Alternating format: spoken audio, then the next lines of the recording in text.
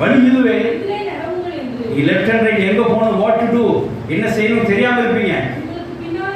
வழி இதுவே என்று உங்களுக்கு பின்னால சொல்ற ஒரு சத்தம் வார்த்தைகள் காதில் கேட்கும். ஹalleluya.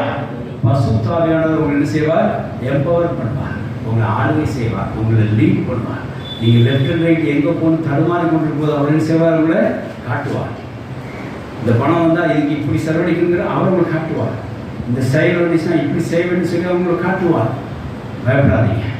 இப்படி ஒரு தனி நபருக்கு அவர் நீங்க செய்ய வேண்டிய காரியத்தை அவங்களுக்கு அறிவித்து செய்வார், லீட் பண்ணுவார். பயப்படாதீங்க. பரிசுத்த ஆவி நம்மோடு இருக்க. ஹalleluya. இப்படி ஒரு தனி மனிதன் அவர் என்ன செய்யறார், தேற்றுகிறார், வழிநடத்துகிறார். ஆமென். ஹalleluya. அதனால பரிசுத்த ஆவியானவர் நம்ம என்ன செய்வார், எல்லா காரியத்தையும் வழிநடத்துறார். ஒன்று ஸ்டாப் பண்றாருன்னா இன்னொன்று என்ன செய்வார், அந்த இடத்துல ஓப்பன் பண்றார்.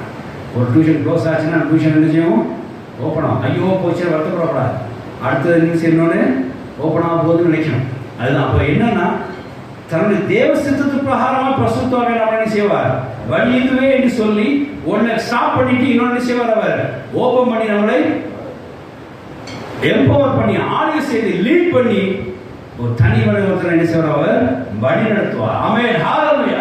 அதனால் கர்த்தர் எல்லா காரியத்தையும் பரிசுத்த ஆவி மூலமாக நமக்கு என்ன செய்வார், அருமையாக ஆளுகை செய்வார், வழி நடத்துவாராக. ஆமென். இப்படி ஒரு தனி நடவடிக்கை பரிசுத்த ஆவியின் தேற்றவனாக இருந்து உதவி செய்கிறதை நாம் பார்க்கிறோம். ஐந்தாவது காரியம், ஒவ்வொருத்தரும் பரிசுத்த